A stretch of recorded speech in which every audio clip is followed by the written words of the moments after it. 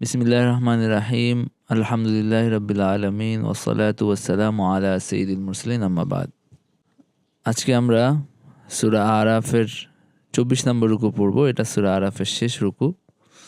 এটা হলো 189 নাম্বার আয়াত থেকে 206 নাম্বার আয়াত পর্যন্ত।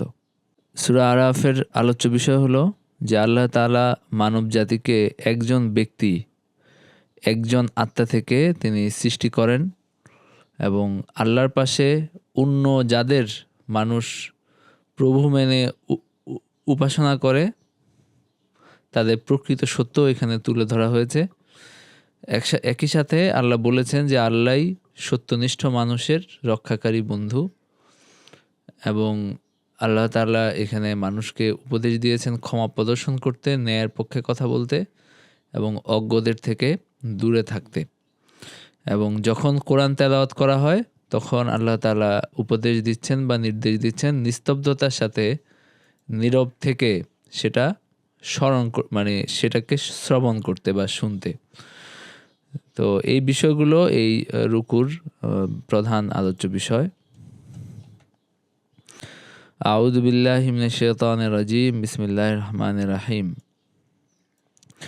هو الذي خلقكم من نفس واحدة وجعل منها زوجها ليسكن إليها فلما تغشاها حملت حملا خفيفا فمرت به فلما أثقلت دعوا الله ربهما لئن آتيتنا صالحا لنكونن من الشاكرين। আল্লাহ তাআলা বলেন যে হুয়াল্লাযী খালাকাকুম মিন নাফসিন ওয়াহিদাতিন, তিনি সেই সত্তা যিনি সৃষ্টি করেছেন তোমাদেরকে মিন নাফসিন ওয়াহিদাতিন, এক নফস থেকে। মানে আল্লাহ সুবহানাহু ওয়া তাআলা তোমাদেরকে সৃষ্টি করেছেন, তিনি একা। হুয়াল্লাযী, তিনি একজন, এক সত্তা যিনি তোমাদেরকে সবাইকে সৃষ্টি করেছেন মিন নাফসিন ওয়াহিদাতিন, তিনি এক নফস থেকে তিনি সৃষ্টি করেছেন। তিনি হলেন হযরত আদম আলাইহিস সালাম। ওয়াজআলা মিনহা যাওজাহা, এবং তিনি তার থেকে সৃষ্টি করেছেন তার স্ত্রীকে। ওয়াজআলা মিনহা যাওজাহা, তিনি তার থেকেই তার স্ত্রীকেও সৃষ্টি করেছেন। লিয়াসকুনা ইলাইহা, যেন তিনি তার কাছে গিয়ে শান্তি লাভ করেন। লিয়াসকুনা ইলাইহা, যেন তিনি তার কাছে গিয়ে শান্তি লাভ করেন, যেন তিনি স্বস্তি লাভ করেন এবং তিনি যেন সঙ্গ লাভ করেন আর কি। ফালাম্মা তাগাশাহা হামালাত হামলান খাফিফান, যখন ফালাম্মা তাগাশাহা, যখন তিনি তার সাথে মিলিত হলেন, মানে এই যে তার যে সঙ্গী সৃষ্টি করা হলো, যখন তিনি তার সাথে মিলিত হলেন, হামালাত হামলান খাফিফান, তখন ওই মানে তার সঙ্গিনী তিনি গর্ভধারণ করলেন হালকা, মানে গর্ভ। হামলান খাফিফান মানে হালকা গর্ভ, মানে তখন প্রথম দিকে যখন মাত্র কনসিভ হয় তখন যে হালকা গর্ভধারণ মানুষ করে সেটার কথা বলা হচ্ছে, যে তিনি তখন খুব হালকা গর্ভ ধারণ করলেন। তো আবু সাউদ এখানে বলেন যে যখন এটা মাত্র বীর্য আকারে ছিল অথবা নুতফা, এটা আলাকা আকারে ছিল, তখন সেটা পরবর্তী অবস্থার তুলনায় হালকা ছিল। তো এখানে ইশারা আছে যে কিভাবে ক্রমান্বয়ে, মানে এটা আল্লাহ মানুষকে সৃষ্টি করেন আর কি। এরকম না যে একবারে হয়ে যায়, বরং ক্রমান্বয়ে ইয়াতে এটা মানে মানুষকে তিনি দুর্বল থেকে সবল করেন এবং তিনি ধাপে ধাপে মানুষকে সৃষ্টি করেন। তো এটা যখন তিনি এই গর্ভধারণ করলেন এবং তিনি সেটা নিয়ে চলাফেরা করতে লাগলেন, ফামাররাত বিহ ফালাম্মা আসকালাত, যখন এটা ভারী হলো, যখন এই গর্ভের যে শিশু সে যখন বড় হলো, গর্ভটা যখন ভারী হলো, দাওয়াল্লাহ রাব্বাহুমা লাইন আতাইতানা সালিহান লানাকুনান্না মিনাশ শাকিরিন, তখন তারা দুইজন আল্লাহর কাছে দোয়া করলেন যে হে আমাদের রব, লাইন আতাইতানা সালিহান, যদি আপনারা যদি আপনি আমাদেরকে সুস্থ সন্তান দান করেন লানাকুনান্না মিনাশ শাকিরিন, তাহলে আমি শকর গুজারদের অন্তর্ভুক্ত হব। আমরা তখন মানে শাকের বা শকর গুজার মানুষদের অন্তর্ভুক্ত হব। অর্থাৎ আপনি যদি আমাদেরকে সুস্থ সন্তান দেন, তাহলে আমরা মানে আপনার নেয়ামতের শকর আদায় করব। এরপর আল্লাহ বলেন, ফালাম্মা আতাহুমা সালিহান জাআলা লাহু শুরাকা ফীমা আতাহুমা ফাতাআলাল্লাহু আম্মা ইউশরিকুন। ফালাম্মা আতাহুমা সালিহান জাআলা লাহু শুরাকা ফীমা আতাহুমা, অতঃপর তিনি যখন তাদেরকে এক সুসন্তান দান করলেন, মানে এই যে আল্লাহর কাছে তারা দোয়া করলেন যে আপনি যদি আমাদেরকে সুসন্তান দান করেন তাহলে আমরা আপনার শকর গুজার হব। যখন ফালাম্মা আতাহুমা সালিহান, যখন তিনি তাদেরকে দান করলেন একটা সুস্থ সন্তান, জাআলা লাহু শুরাকা ফীমা আতাহুমা, তো তখন এই সন্তানরা, এই যে তাদের বংশধররা আল্লাহর কাছে মানে আল্লাহর সাথে শরিক সাব্যস্ত করলো। সে বিষয়ে তারা বহু শরিক নির্ধারণ করলো। তাদের যে সন্তানরা, এরা আল্লাহর কাছে আল্লাহর সাথে অনেক শরিক সাব্যস্ত করলো এবং এই মানে মূর্তি পূজা করলো। ফাতাআলাল্লাহু আম্মা ইউশরিকুন, আল্লাহ পবিত্র, তারা যে আল্লাহর সাথে শরিক সাব্যস্ত করে সেখান থেকে আল্লাহ পবিত্র এবং তার এখানে মানে তিনি মহান। এরপর আল্লাহ তাআলা বলেন, আয়ুশরিকুনা মা লা ইয়াখলুকু শাইআন ওয়া হুম ইখলাকুন, তারা কি এমন কিছুকে শরিক করে যারা কোনো কিছু সৃষ্টি করে না, বরং তাদেরকেই সৃষ্টি করা হয়। মানে তারা নানা সৃষ্টি জীবকে তারা হলো শরিক করে যাদের রব হওয়ার, খালেক হওয়ার কোনো ক্ষমতা যাদের নাই। আয়ুশরিকুনা মা লা ইয়াখলুকু শাইআন ওয়া হুম ইখলাকুন, তারা কি এমন কিছুকে শরিক করে আল্লাহর সাথে যারা কোনো কিছু সৃষ্টি করতে পারে না, ওয়া হুম ইখলাকুন, বরং অবস্থা এরকম যে এই মূর্তিরা এবং এই সমস্ত ইলাহারা তারা নিজেরাই মাখলুক। তো সুতরাং কিভাবে তারা আল্লাহর সাথে শরিক হবে বা কিভাবে তাদেরকে ইবাদত করা হবে? তো এখানে ওয়াহুম ইউখলাকুন, এখানে যে জমা, এটা কেন বলা হয়েছে? কারণ এটা তো মানুষের ক্ষেত্রে ব্যবহার হয়। তো এখানে একটা আরবি ব্যাকরণের বিষয় কুরতুবী এখানে বলছেন, সেটা হলো যে যেহেতু মুশরিকরা ধারণা করতো যে এই মূর্তিগুলো হলো মানে ক্ষতি করতে পারে, মানুষের উপকার করতে পারে, এই জন্য তাদেরকে মানুষের মতো বিবেচনা করা হয়েছে। কিন্তু যদি এদেরকে বস্তু বিবেচনা করা হয় তাহলে আসলে এইভাবে বলার কথা না। কিন্তু যেহেতু মানুষ বিবেচনা করা হয়েছে এই কারণে এইভাবে ওয়াহুম ইখলাকুন এইভাবে বলা হচ্ছে। যাই হোক, এটা ব্যাকরণের বিষয়। ওয়ালা ইয়াস্তাতিউনা লাহুম নাসরান ওয়ালা আনফুসাহুম ইয়ানসুরুন, আর তারা তাদেরকে কোনো সাহায্য করতে পারে না এবং তারা নিজেদেরকেও সাহায্য করতে পারে না। তো মূর্তিগুলোর অবস্থা কি? তারা হলো একে তো হলো তারা তাদেরকে নিজেদেরকেই আসলে বানানো হয়, তারা সৃষ্ট, তারা কোনো সৃষ্টিকর্তা না।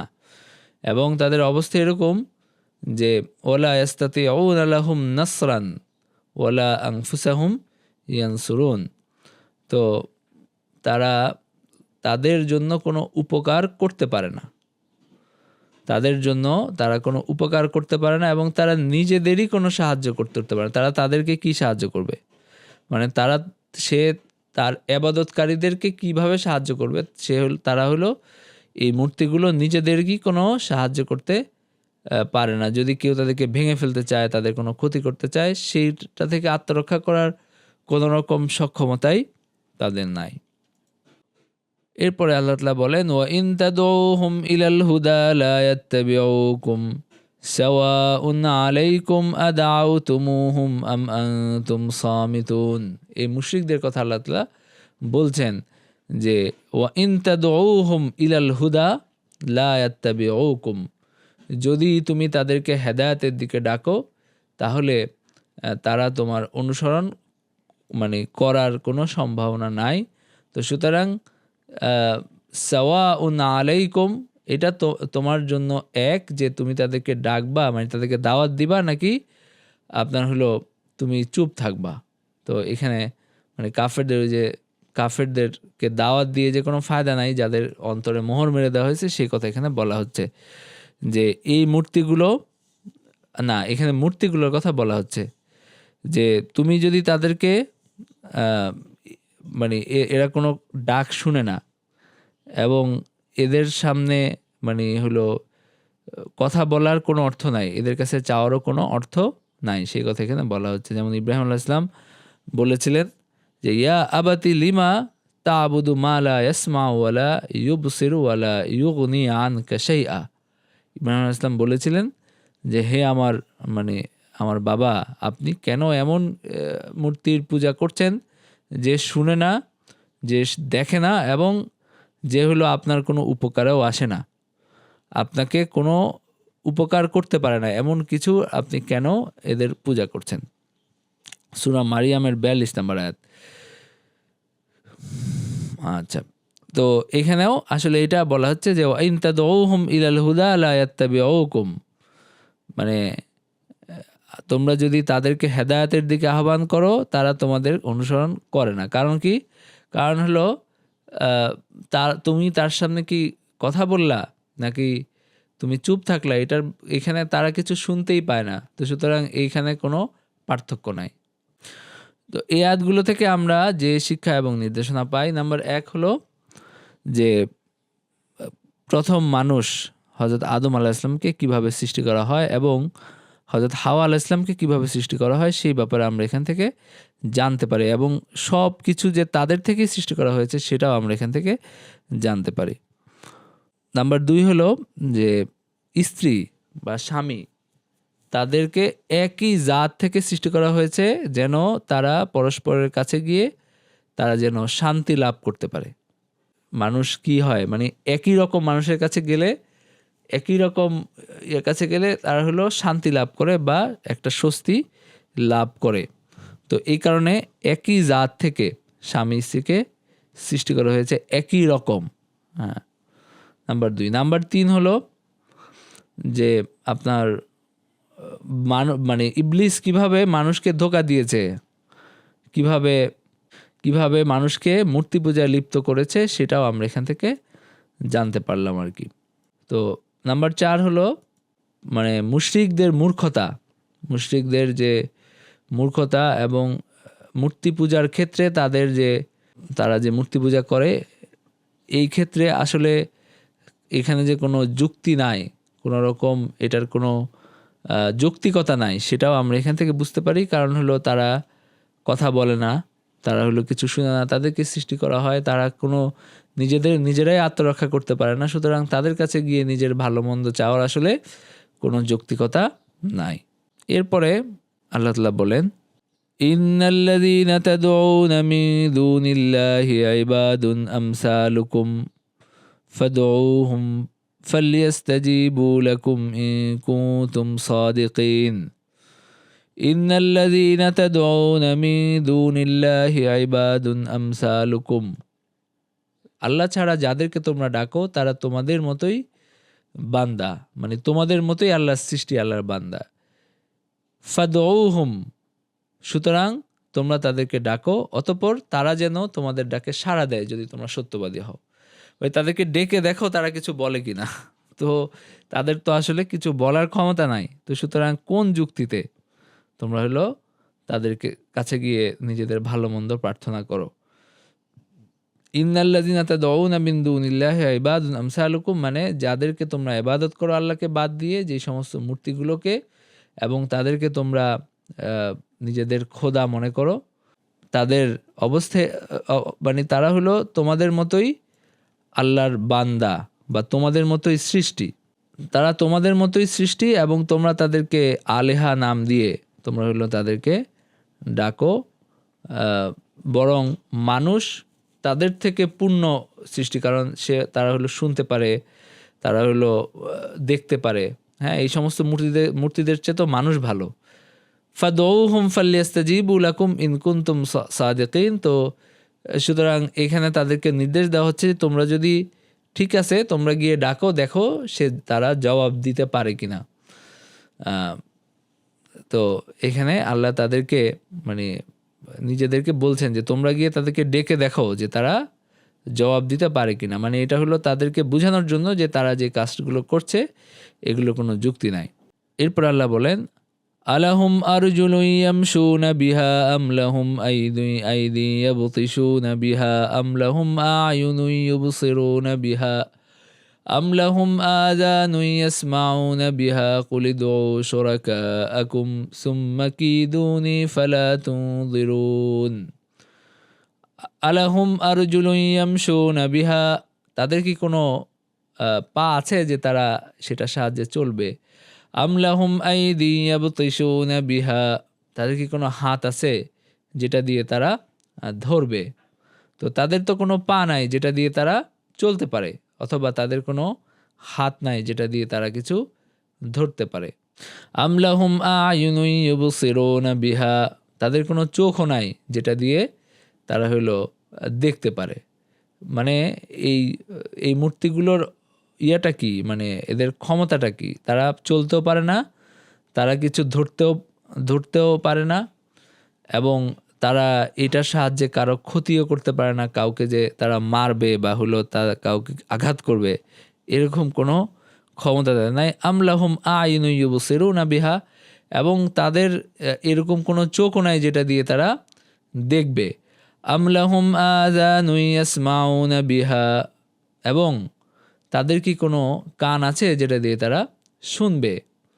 অর্থাৎ তাদের যে মূর্খতা এবং তাদের যে অজ্ঞতা এবং তাদের যে নির্বুদ্ধিতা, এটা বোঝানোর জন্য এই মানে কি যেন বলে, আল্লাহ এই কথাগুলো বলছেন যে এই সমস্ত জড়বস্তু যারা শুনে না, যারা দেখে না এবং যারা কোনো ক্ষতি লাভ করতে পারে না, এদেরকে ইবাদত করার আসলে অর্থ কী?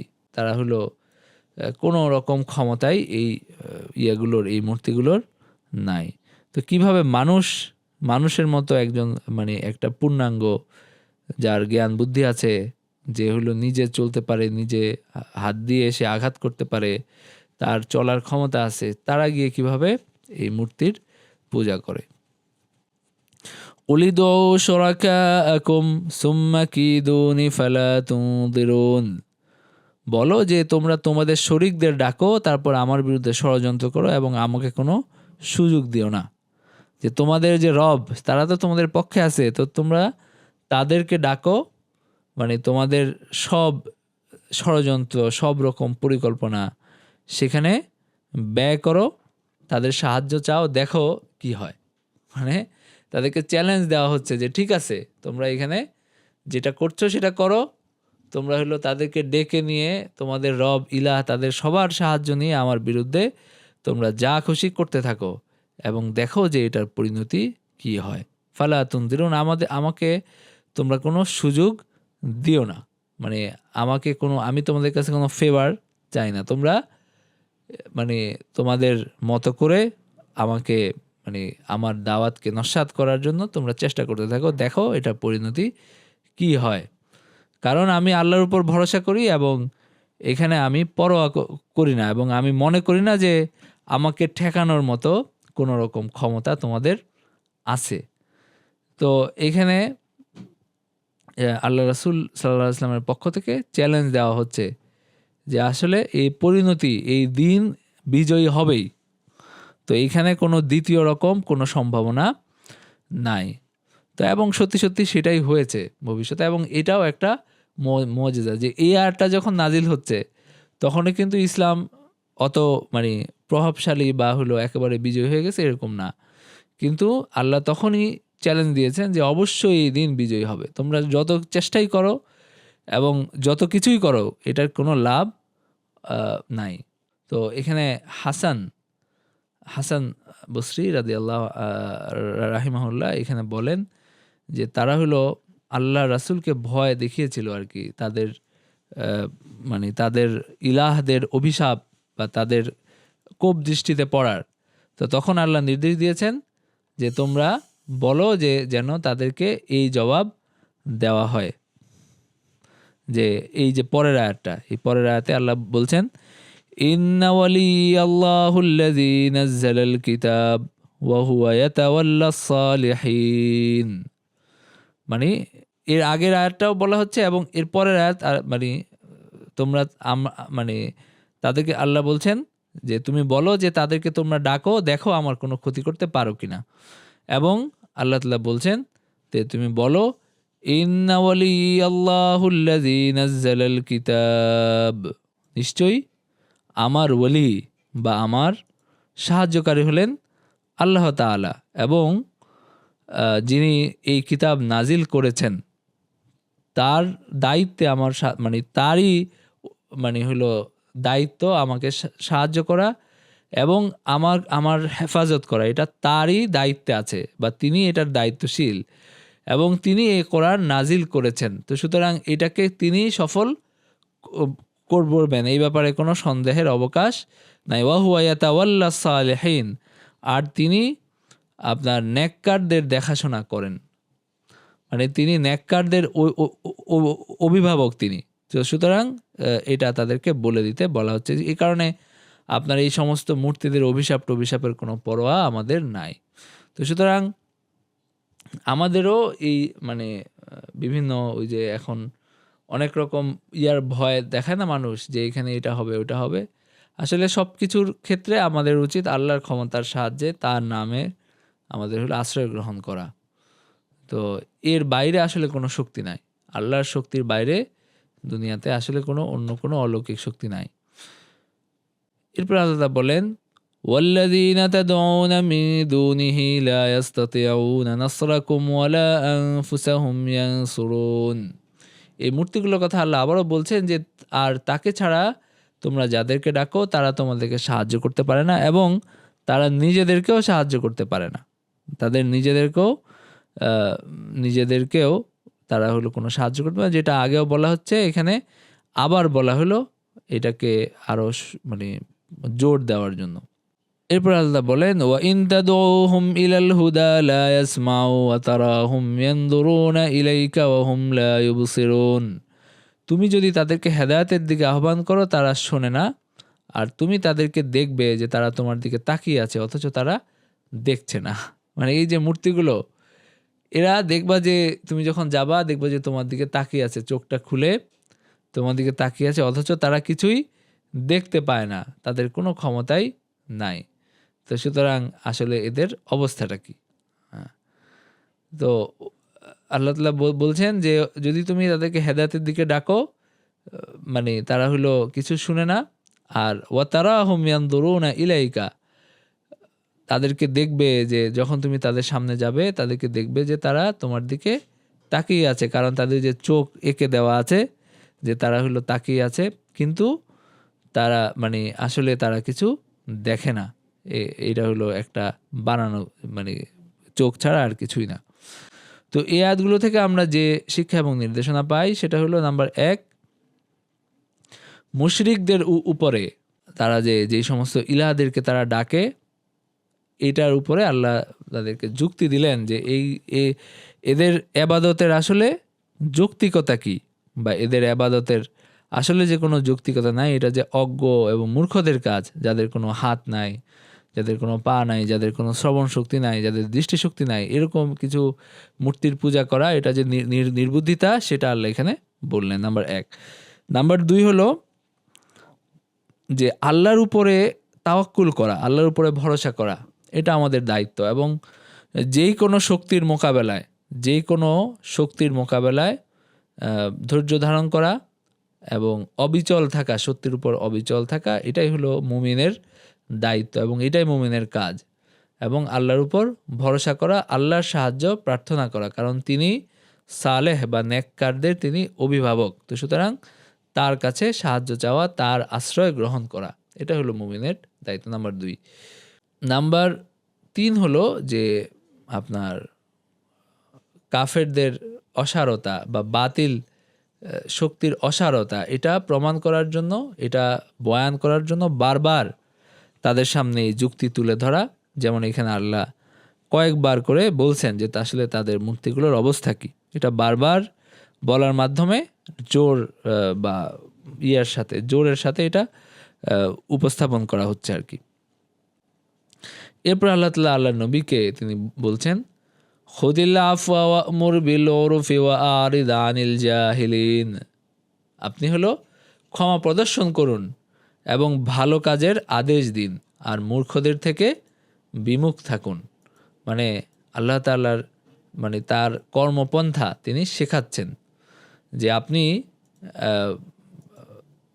হলো খুদিল আফওয়া, আপনি ক্ষমাশীলতার নীতি অনুসরণ করুন, ক্ষমা প্রদর্শন করুন এটা। আর খুদিল আফওয়া আপনি ক্ষমাশীলতাকে ধরুন, হলো ক্ষমাশীলতার যে নীতি এটা আপনি অনুসরণ করুন। ওয়া'মুর বিল উরফ, এবং আপনি হলো ভালো কাজের আদেশ দিতে থাকেন। এবং আপনার হলো এটা নবীজিকে নির্দেশ দেওয়া হচ্ছে যে খুদিল আফওয়া, আপনি উত্তম আচার ব্যবহার করেন, সহজ করেন, মানুষের সাথে আচরণের ক্ষেত্রে আপনি সহজ আচরণ করেন। একটা হাদিস আছে, জিব্রাইল আলাইহিস সালাম, ইবনে কাসির এটা বলছেন যে জিব্রাইল আলাইহিস সালাম আল্লাহ রাসূল সাল্লাল্লাহু আলাইহি ওয়াসাল্লামকে বলেছিলেন যে ইন্নাল্লাহা ইয়া'মুরুকা আন তা'ফু আম্মান যালামাকা ওয়া তু'তি মান হারামাকা ওয়া তাসিল মান কাতাআকা। আল্লাহ আপনাকে নির্দেশ দিয়েছেন যে আপনি যেন যে আপনার উপর জুলুম করে তাকে ক্ষমা করেন, এবং যে আপনাকে বঞ্চিত করে আপনি তাকে দেন, এবং তাসিল মান কাতাআকা, যে হলো আপনাকে আপনার সাথে সম্পর্ক ছিন্ন করে তার সাথে যেন আপনি সম্পর্ক রক্ষা করেন। তো এটা খুদিল আফওয়া, এখানে এটার ব্যাখ্যায় উনি এটা বলছেন, হলো যে এইখানে যে ক্ষমাশীলতার নীতি অনুসরণ করা, এটার আসলে অর্থটা কি? অর্থটা হলো যে মানুষের সাথে সহজ, এরকম না যে আবার হলো কি যেন বলে, ওই যে একেবারে হয়ে যাওয়া, কি যেন বলে, সবাইকে ছাড় দিয়ে, ইসলামের জন্য তো যুদ্ধ হয়েছে এক সময়, তাই না? কিন্তু এটা হলো অন্যান্য ক্ষেত্রে, যেই ক্ষেত্রে আপনার আমার কঠোর না হওয়ার সুযোগ আছে, যেই ক্ষেত্রে কঠোর না হলে ইসলাম এবং মুসলমানদের ক্ষতি নাই, হয়তো কারো উপরে প্রতিশোধ নেওয়া সম্ভব, কিন্তু আমি ক্ষমা করে দিলাম, তো সেই সব ক্ষেত্রের কথা এখানে বলা হচ্ছে যে প্রতিশোধ পরায়ণ না, বরং আপনি ক্ষমাশীলতার নীতি অনুসরণ করেন। ওয়া'মুর বিল উরফ, এবং আপনি হলো সৎ কাজের আদেশ দেন, সুন্দরভাবে আদেশ দেন, ভালো কাজের আদেশ দেন, ভালো কথা এবং কাজের আদেশ আপনি দেন। ও আরিদ আনিল জাহিলিন, এবং কোনো রকম এই যে জাহেল যারা, এদের থেকে দূরে থাকেন। যারা হলো জাহেল, যারা হলো অনর্থক কথাবার্তা বলে, যারা এখানে ওই তাদের কি যেন বলে, যাদের আচার আচরণ ভালো না, হলো যারা আসলে জাহেল আর কি, যারা বুঝে না, তাদের থেকে আপনি দূরে থাকেন, তাদেরকে এড়িয়ে চলেন, তাদের সাথে খারাপ ব্যবহার না করে বরং তাদেরকে আপনি এড়িয়ে চলেন আর কি। এরপরে আল্লাহ বলছেন যে এখানে যদি আপনার রাগ উঠে তাহলে আপনি কি করবেন। মূর্খদের আচরণে অনেক সময় কি হয়, মানুষের রাগ হয়। তো ওয়া ইম্মা ইয়ানজাগান্নাকা মিনাশ শাইতানি নাজগুন ফাস্তাইজ বিল্লাহ ইন্নাহু সামিউন আলিম। যদি শয়তানের পক্ষ থেকে কোনো প্ররোচনা তোমাকে প্ররোচিত করে, হলো যে মূর্খদের আচরণে যদি আপনার রাগ উঠে যায়, হ্যাঁ, তাহলে আল্লাহর আশ্রয় চান। তো রাগ উঠলে আউযু বিল্লাহি মিনাশ শাইতানির রাজিম পড়তে হয়। এটা হাদিসেও কয়েক জায়গায় আছে যে রাগ উঠলে হলো আউযু বিল্লাহি মিনাশ শাইতানির রাজিম, শয়তানের পক্ষ থেকে রাগ আসে। তো সুতরাং এই জন্য এই তাউজ বা আল্লাহর কাছে আশ্রয় প্রার্থনা করতে হয়। তো এখানে আল্লাহ তাআলা এখানে বলছেন যে যদি আপনার শয়তানের পক্ষ থেকে কোনো প্ররোচনা দেওয়া হয় বা সত্যের ব্যাপারে কোনো সন্দেহ সৃষ্টি করা হয়, ফাস্তাইজ বিল্লাহ, আল্লাহর আশ্রয় প্রার্থনা করেন। ইন্নাহু সামিউন আলিম, তিনি সর্বশ্রোতা, সর্বজ্ঞানী। এরপর আল্লাহ তাআলা বলেন, ইন্নাল্লাযীনা ইত্তাকাউ ইযা মাসসাহুম তাইফুম মিনাশ শাইতানি তাযাক্কারু ফাইযা হুম মুবসিরুন। নিশ্চয়ই যারা তাকওয়া অবলম্বন করেছে, যখন তাদেরকে শয়তানের পক্ষ থেকে কোনো কুমন্ত্রণা স্পর্শ করে, তখন তারা আল্লাহকে স্মরণ করে, তখন তাদের দৃষ্টি খুলে যায়। নিশ্চয়ই যারা তাকওয়া অবলম্বন করেছে ইন্নাল্লাযীনা তাকাউ, যারা তাকওয়া অবলম্বন করেছে, ইযা মাসসাহুম তায়ফুম মিনাশ শাইতান, যখন শয়তানের পক্ষ থেকে কোনো কুমন্ত্রণা তাদেরকে স্পর্শ করে, তাযাক্কারু মানে আল্লাহর শাস্তির কথা তারা স্মরণ করে, তাযাক্কারু মানে আল্লাহর শাস্তির কথা তারা স্মরণ করে, আল্লাহর সওয়াবের কথা, প্রতিদানের কথা স্মরণ করে, ফাইজা হুম মুবসিরুন, তখন তারা মানে তাদের দৃষ্টি খুলে যায়। তারা আল্লাহকে স্মরণ করে, তার শাস্তি এবং প্রতিদানের কথা স্মরণ করে, এবং তাদের দৃষ্টি তখন খুলে যায়। তো সুতরাং মানে শয়তানের পক্ষ থেকে কুমন্ত্রণা আসলে এটা আসলে কি করা উচিত? আল্লাহকে স্মরণ করা উচিত, এবং এইখানে সঠিকভাবে নিজের বিবেকের সাহায্যে এখানে কর্মপন্থা অবলম্বন করা উচিত। ওয়া ইখওয়ানুহুম ইয়ামুদ্দুনাহুম ফিল গায়য়ি সুম্মা লা ইউকসিরুন, এবং শয়তানের ভাইয়েরা ভ্রষ্টতায় তাদেরকে সহযোগিতা করে। শয়তানের যারা ভাই, যারা হলো মানে এর আগে বলা হচ্ছে ইন্নাল্লাযীনা তাকাউ, যারা তাকাও অবলম্বন করে, এরপরে বিপরীত যারা শয়তানের ভাই, যারা শয়তানের দেখানো পথে চলে, তাদের কথা বলা হচ্ছে যে তারা তো আল্লাহকে স্মরণ করে এবং সঠিক পথে চলে, আর তারা ইয়ামুদ্দুনাহুম ভ্রষ্টতায় তাদেরকে সহযোগিতা করে, সুম্মা লা ইউকসিরুন, এবং তারা ত্রুটি করে না, তারা সেখানে কোনো ত্রুটি করে না। ইখওয়ানুশ শায়তান, যারা হলো তাকওয়া অবলম্বন করে না, তারা হলো কাফের এবং ফাজের, তাদেরকে শয়তান তাদের ভ্রষ্টতার মধ্যে ডুবিয়ে রাখে আর কি, নানান চাকচিক্য দেখিয়ে তাদের ভ্রষ্টতার মধ্যে তাদেরকে ডুবিয়ে রাখে। সুম্মা লা ইউকসিরুন, এবং তারা এখানে কোনো চেষ্টা ত্রুটি করে না, তাদেরকে বিভ্রান্তির অতল গহ্বরে ঠেলে দিতে তারা কোনো ত্রুটি করে না, বরং এটা তাদেরকে মানে আরও প্রলম্বিত করে নিয়ে যায়। এই আয়াতগুলো থেকে যে শিক্ষা এবং নির্দেশনা আমরা পাই, নাম্বার 1 হলো যে আদব, মানে নিজের কি যেন বলে ব্যক্তিত্ব বজায় রাখা এবং নিজের উত্তম চরিত্র বজায় রাখা, এবং মূর্খদের কারণে এখানে কোনো ব্যত্যয় সৃষ্টি হইতে না দেওয়া, এটা হলো মানে আমাদের কর্তব্য। যে এখানে যারা মূর্খতা করে, যাদের কারণে ঝামেলা, তাদেরকে এড়িয়ে চলা উচিত, এবং নিজের ব্যক্তিত্ব এবং উত্তম ব্যবহার এটা বজায় রাখা উচিত। এবং কেউ জুলুম করলে, এরকম যদি হয় যে তার ব্যাপারে মানে তার বিরুদ্ধে ব্যবস্থা না নিলে সে হলো ভবিষ্যতে আরও ক্ষতি করবে, তখন তো আত্মরক্ষার প্রয়োজনও আছে। কিন্তু যদি এরকম হয় যে শুধু নিছক আপনার প্রতিশোধের ব্যাপার হয়, তাহলে তাদেরকে ক্ষমা করে দেওয়া উচিত, এবং যাদেরকে ক্ষমা করলে কোনো ক্ষতি নাই, এবং যেমন কেউ যদি আত্মীয়তা সম্পর্ক রক্ষা না করে, কেউ যদি ভালো ব্যবহার না করে, তার সাথে ভালো ব্যবহার করলে কিন্তু কোনো ক্ষতি নাই। আল্লাহ নবী সাল্লাল্লাহু আলাইহি সাল্লামের জীবনে আপনারা যদি সিরাত পড়েন, দেখবেন যে নবীজি যেখানে কঠোর হওয়া দরকার সেখানে তিনি সর্বোচ্চ মাত্রায় কঠোর ছিলেন, কিন্তু যেখানে একটু ভালো ব্যবহার করলে তো কোনো ক্ষতি নাই। একজন তার বাসায় আসছে বা তার কাছে আসছে, মানে এখন সে শক্তিহীন, এখন তার কোনো শক্তি নাই, সেই সময় তিনি সর্বোচ্চ ভালো ব্যবহারটাই তাকে দিয়েছেন। তো সুতরাং এইখানে আমাদের চিন্তা হওয়া উচিত আপনার বৃহত্তর লাভ ক্ষতি। এই জায়গায় নিজের ব্যক্তিগত আক্রোশ, ব্যক্তিগত আবেগ অনুভূতির কারণে মানুষকে না করে বরং ক্ষমা করে দেওয়া উচিত। যেখানে ক্ষমা করলে কোনো ক্ষতি নাই, সেখানে ক্ষমাই আমাদের নীতি হওয়া উচিত। নাম্বার 1। নাম্বার 2 হলো শয়তানের পক্ষ থেকে যদি কোনো ওয়াসওয়াসা আসে এবং রাগ উঠে বা কোনো বাতিলকে সুসজ্জিত হিসাবে পেশ করা হচ্ছে, এরকম যদি হয়, তাহলে সাথে সাথে আউযু বিল্লাহি মিনাশ শাইতানির রাজিম এটা পড়া উচিত। নাম্বার 2।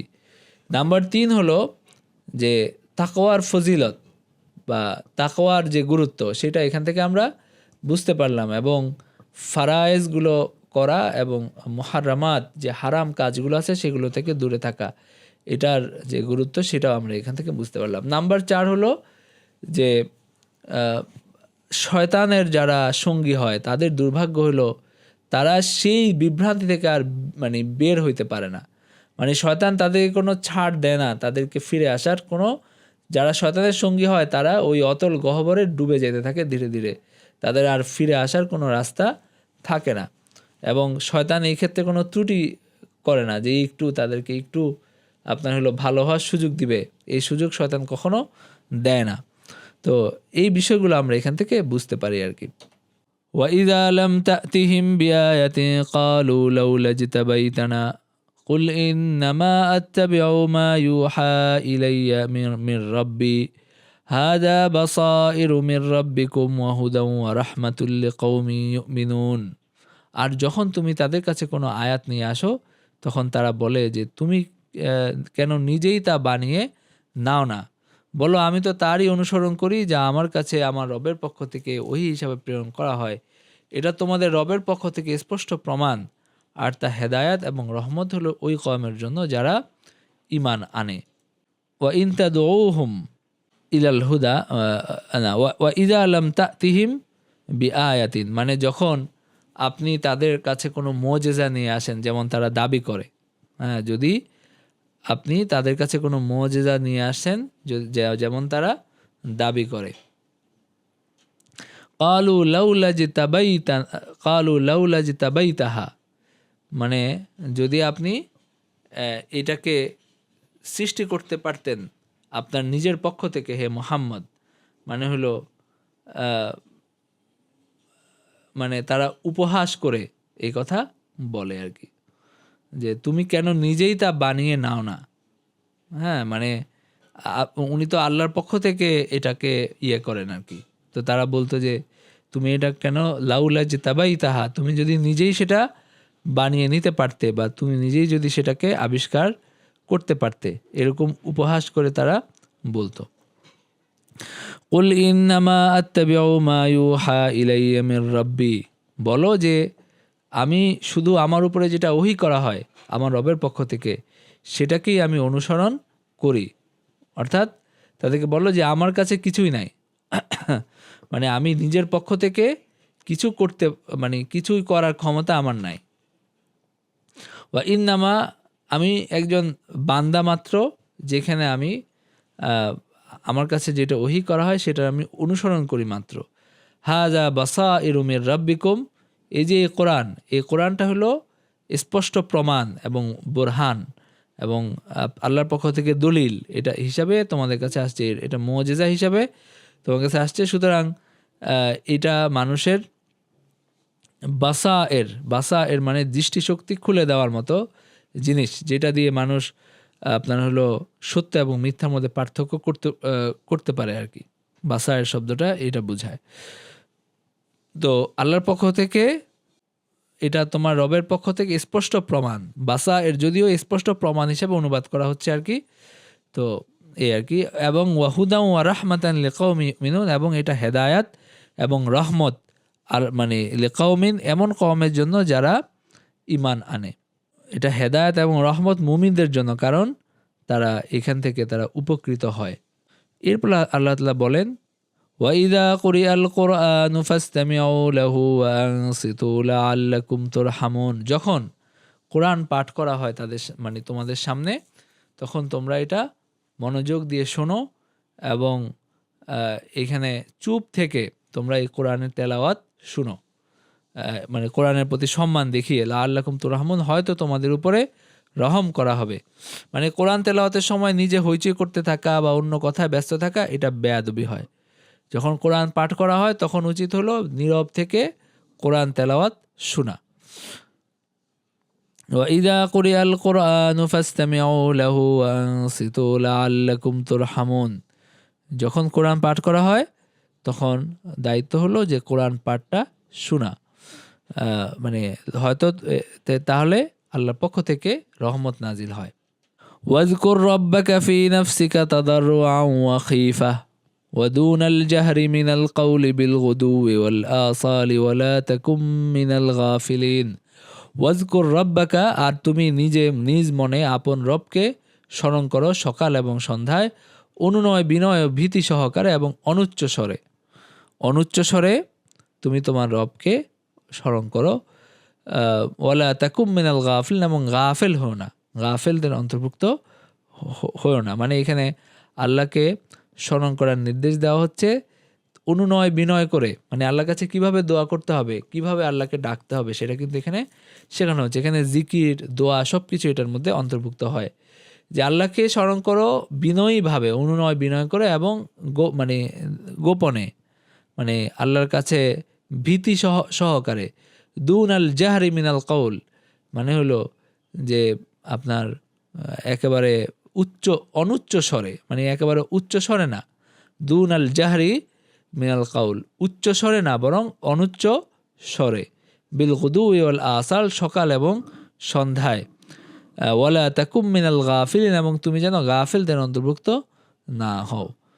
তো এখানে এই আয়াত থেকে আমরা বুঝতে পারি যে আসলে কিভাবে আমাদের দোয়া করা উচিত। মানে অনেকে আছে না যে, অথবা কিভাবে আমাদের জিকির করা উচিত।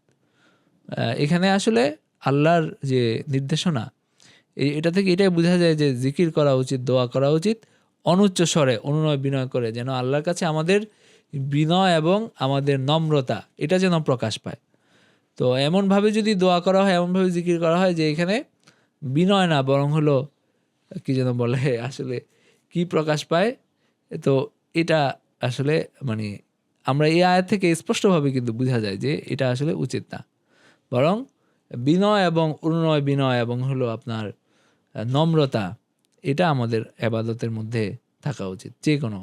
এবং আল্লাহকে যখন আমরা ডাকি, যখন দোয়া করি, এইসব ক্ষেত্রে আমাদের বিনয়ী হওয়া উচিত। এখানে আরও একটা আয়াতে এই বিষয়টা আছে।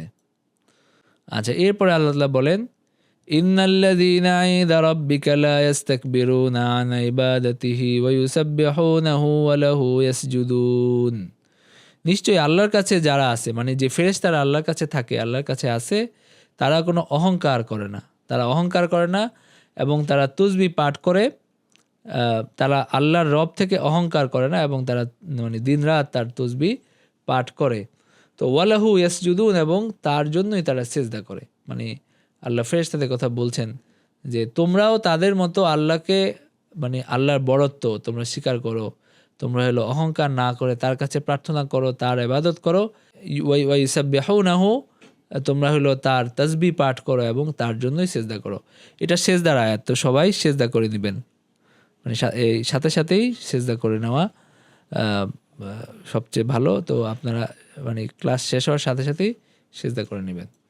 তো এই আয়াতগুলো থেকে আমরা যে শিক্ষা এবং নির্দেশনা পাই, একটা হলো কোরআন হলো আসলে সবচেয়ে উৎকৃষ্ট প্রমাণ এবং মুজিজা নবীজির কি যেন বলে, নবুয়তের সত্যতার পক্ষে, নাম্বার 1।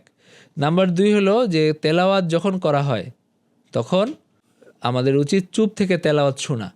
যেমন খুতবার মধ্যে যখন তেলাওয়াত করা হয় বা খুতবা যখন দেওয়া হয়, তো এখানে মসজিদে ইমাম যখন তেলাওয়াত করেন নামাজে, সেটাও মনোযোগ দিয়ে শোনা উচিত। এবং যে কোনো ক্ষেত্রে কোনো একটা মাহফিলে যখন তেলাওয়াত হয়, সবাই চুপ থেকে সেটা শোনা উচিত। এরকম না যে একদিকে আমার এক কান দিয়ে ঢুকছে, আরেক কান দিয়ে বেরো যাচ্ছে, আমি নিজের মতো কথাবার্তা বলতেছি, করতেছি, এটা ঠিক না। এই কারণে যেখানে মানুষ অনেক কাজে ব্যস্ত আছে, এইসব জায়গায় তেলাওয়াত বাজানো এটা ঠিক না। ওই যে অনেক সময় মাহফিলে লোক জড়ো করার জন্য তেলাওয়াত করা হয়, এটা কোনোভাবেই ঠিক না। আপনার লোক জড়ো করার জন্য আপনি অন্য কিছু করেন, যেমন ইসলামী সঙ্গীত আছে বা এরকম কিছু করেন, কিন্তু তেলাওয়াতের মাধ্যমে মানুষকে ডাকা, মানুষকে আহ্বান করা, মানে মানুষকে জড়ো করা, এসব কাজে তেলাওয়াতকে ব্যবহার করে, এটা ঠিক না। এগুলো থেকে আমাদের বিরত থাকা উচিত। তো তেলাওয়াত যখন হয় তখন সেটা শ্রদ্ধার সাথে, সম্ভ্রমের সাথে সেটা শোনা উচিত এবং চুপ থেকে শোনা উচিত, নাম্বার 2। নাম্বার 3 হলো যে সকাল এবং সন্ধ্যায় আল্লাহর জিকির করাটা, এটা আমাদের একটা কর্তব্য এবং এটা বোঝা যায়, নাম্বার 3। নাম্বার 4 হলো জিকিরের যে আদব, এটাও এখান থেকে বোঝা যায়। জিকিরের আদব কি? একটা হলো নীরবে জিকির করা, আর একটা হলো এখানে বিনয় এবং নম্রতা এখানে প্রকাশ পাওয়া, আল্লাহর ভয় এখানে প্রকাশ পাওয়া, এবং খুব উচ্চস্বরে এবং যেভাবে কিছু মানুষ জিকির করে এভাবে আসলে জিকির না করা, এটা কিন্তু এই আয়াত থেকে বোঝা যায়।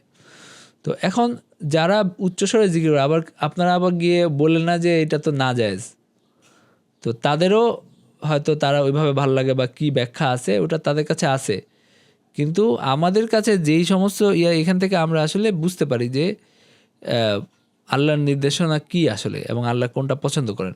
এখন কেউ যদি কোনো ফায়দা দেখিয়ে উচ্চস্বরে জিকির করে, সেটাও আমরা বলি না যে সেটা মানে হারাম বা কিছু, কিন্তু আমাদের কাছে কোরআন হাদিসের যে এগুলো আছে এগুলো থেকে বোঝা যায় যে জিকির আসলে আরেকটু বিনয়ীভাবে এবং নম্রতার সাথে করা উচিত।